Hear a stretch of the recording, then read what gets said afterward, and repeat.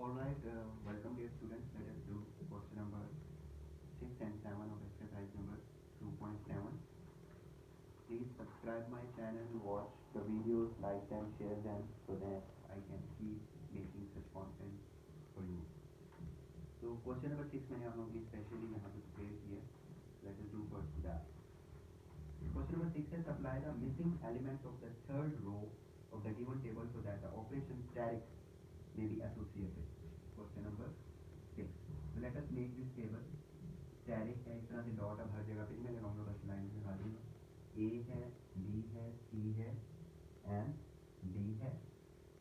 यहाँ पे हमारे पास A है, B है, C है और ये D है.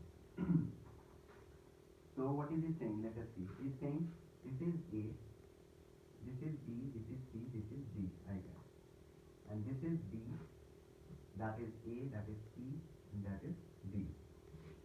ये उसने फ्री छोड़ दी है, यहाँ पे गैप्स हैं ऐसे डेसिमल है, ये आपने फाइंड करने मिसिंग वन है. तो अपने सपोज करने हम कह देते हैं कि लेफ्ट जो हमारे पास है मिसिंग एलिमेंट वो अल्फा, बीटा, गामा और टाउ है.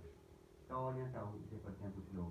Alpha, beta, gamma and tau be the missing element. Okay, missing element ये हमने फाइंड करना है.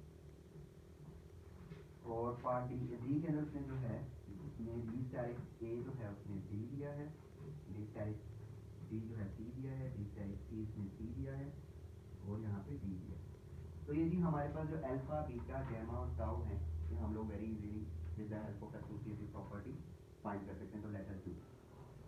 तो एसोसिएटिव प्रॉपर्टी में हमारे पास होता है, हम देखें यहाँ पे मैंने आप लोगों के लिए प्रिपेयर किया. आप सबसे पहले ऐसा करें कि associative property D star B star A consider करें. What is this? D star B, D star B, this is T. Alright. And C star A, C star A, what is this? This is our alpha. Right. और यहाँ पे अब हमने दूसरी आपको पता है एसोसिएटिव ब्रैकेट में हमने ब्रैकेट का हेराफेरी करनी होती है एसोसिएटिव प्रॉपर्टी के अंदर. अब आ जाएगा D star B star A. अब बी स्टार ए को देखें. What is B star A? B star A आपके पास है सी, आप चेक कर सकते हैं. ये बी है स्टैटिक, बी स्टार आपने ए लेना है, बी स्टार ए लेना है, वो बी है.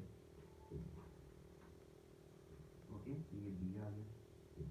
और डी का हमने स्टार डी के साथ लेना है, D star this is our D star B and D star B is this is equal to C. तो आप देख सकते हैं कि अल्फा की जगह पे हमारे पास क्या आ गया. इन दोनों को बराबर करेंगे क्योंकि ये दोनों बराबर है. तो दिस इंप्लाइज जो अल्फा है वो हमारे पास सी आ गया. This one is our C. अब हम बीटा को फाइंड करते हैं. लेट अस सी बीटा क्या है. इसके लिए आप करें ऐसे B star B star B. इसमें पहले डी और बी को मिला दें और इस तरफ आप रखने हैं D star B star B. इसमें बी और बी को मिलाना. हाँ जी भाई, टेबल से डी स्टार बी की आपके पास लेफ्ट हैंड साइड पे डी स्टार बी, ये हमारे पास सी है, star B, C static B, this is our beta. यहाँ पे बेटा आ गया या बीटा. इंटरनेशनली स्टैंडर्ड यूट्यूब पर अगर आप लोग चेक करेंगे तो ये बेटा या बेटा पढ़ते हैं, तो हम लोग पाकिस्तानी बीटा पढ़ते हैं. तो प्रोनाउंसिएशन ग्रीक लेटर की आगे बेटा जो किया है वो सबसे बेस्ट है और रियल प्रोनाउंसिएशन यही है. उसके बाद हमारे पास राइट हैंड साइड पे है पहले ब्रैकेट में डी स्टार बी, यहाँ पे. तो what is this D star B? D static B, that is our A. तो डी स्टैटिक ए. उसके बाद D static A, what is this? D. तो बेटा इज डी आ गया. तो यहाँ पे हम बेटा को डी लिख देते हैं. नेक्स्ट के लिए हम लोग कर देते हैं D star D static B static C. बारी बारी देखिए, मैं सबको लेके आ रहा हूँ. पहले ए लेके आया डी स्टार बी के साथ ए, डी स्टार बी के साथ बी, अब डी स्टार बी के साथ सी. यहाँ पे भी D star B star C. Okay. तो लेफ्ट हैंड साइड पे देखें डी स्टार बी किसके बराबर है? D static B, that is C. Static C, what is C static C? C static C is our यहाँ पे हमारे पास गैमा था, ठीक है, गैमा आ गया, this is equal to right hand side पे देखें D static C, D static C that is C, यहाँ पे सी है, डी स्टैटिक सी के हमारे पास D static C that is C, तो जी गैमा भी हमारे पास सी आ गया, और सॉरी यहाँ पे क्या होगा and gamma has come out to be C. उसके बाद लास्ट वन रह गई है, इसके लिए मैं ले लेता हूँ डी स्टैटिक डी, अब डी की बारी आएगी क्योंकि देखें डी स्टैटिक डी के साथ पहले ए आया था, देन डी स्टैटिक डी के साथ डी आया, फिर डी स्टैटिक डी के साथ सी आया, तो अब डी स्टैटिक डी के साथ डी ले लेते हैं, तो D static D static D, that is the Hera theory or usage of the associative property. So what does this come out? D static D check करें, D static D that is C, and what is C static D? C static D is our tau, this is tau, और left hand side पर अगर हम देखेंगे तो B star D, D star D that is D star D that is D, तो D star D क्या है, D star D जो है वो हमारे पास D है, तो टाउ D हमारे पास यहाँ पे जो है वो D आ गया, and this is the accomplishment of question number 6. So students, let us do the next question. Let me make the discussion.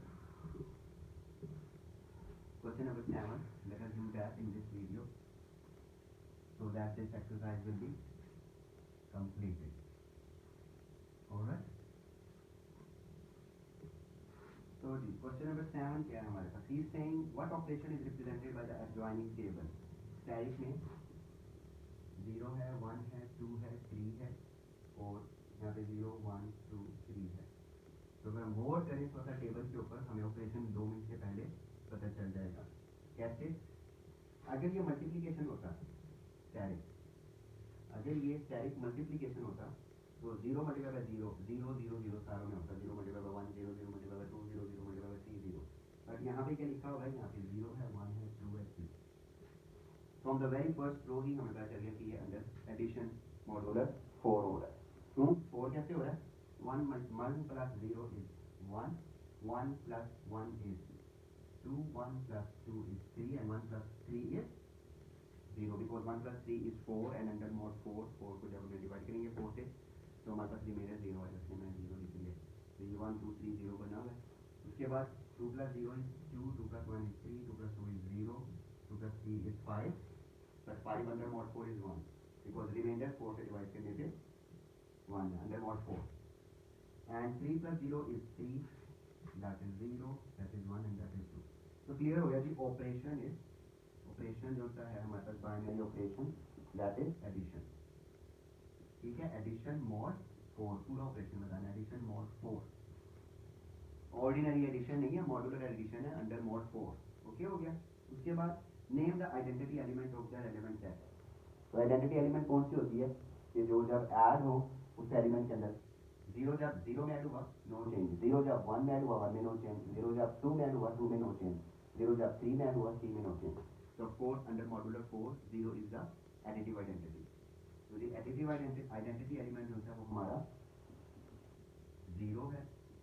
उसके बाद क्या कह रहा है जी वो, is the operation associative? Of course. अच्छा, ये टेबल से भी मैं पता चलेगा एसोसिएटिव है कि नहीं है। और फाइंड द इनवर्स ऑफ 0, 1, 2, 3। हाँ जी, अंडर एडिशन इनवर्सेस फाइंड करने हैं। अंडर एडिशन ऑफ आइडेंटिटी तो मैं बता लगी है मॉड्यूलर अंडर मॉड 4 जो आइडेंटिटी है वो 0 है। तो हमने 1 के अंदर एक ऐसा एलिमेंट ऐड करना है, इस टेबल से हम देख लेते हैं कि जब 1 के अंदर वो एलिमेंट ऐड हो तो आंसर 0 आना चाहिए। तो देखिए 1 में -1 ऐड होता है अंडर ऑर्डिनरी ऑपरेशन, लेकिन यहाँ पे तो -1 नहीं है, ये अंडर मॉड्यूलर ऑपरेशन है। तो 1 में ऐड हो रहा है 3, 0 आ रहा है। तो 1 प्लस 3 जो है वो 0 है। इसका क्या मतलब है? 1 और 3, 1 and 3 are multiplicative inverses under mod 4. 3 is the multiplicative, 3 is the additive inverse of 1 and 1 is the additive inverse of 3 under mod 4. Modular operation जो होता है वो mod 4 एडिशन है। सिमिलरली 2 का 2 या you can see 2 plus 2 is 0।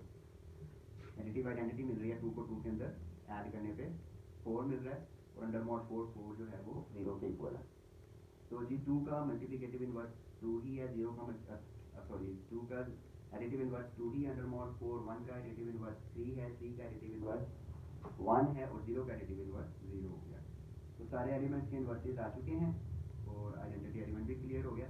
और इसके पास मतलब एसोसिएटिव प्रॉपर्टी भी आप चेक कर सकते हैं। अगर टेबल में कोई एक रो या कोई एक कॉलम में कुछ रिपीट हो जाए ना, तो उसमें इनमें से कोई एक प्रॉपर्टी मिसिंग होती है, क्लोजर या एसोसिएटिव या कोई भी, तो ये ग्रुप नहीं बनता। अगर कोई एक रो या कोई एक कॉलम में रिपीट होने लगे हैं एलिमेंट मॉड्यूलर ऑपरेशन में, तो वो ग्रुप नहीं होगा अंडर दैट ऑपरेशन। ये आप चेक कर सकते हैं, मैंने आपको एक टैक्टिक की बात बता दी। So best of luck for your exams and your test. So hope to see you in the next video inshallah. So please subscribe my channel. Allah Hafiz.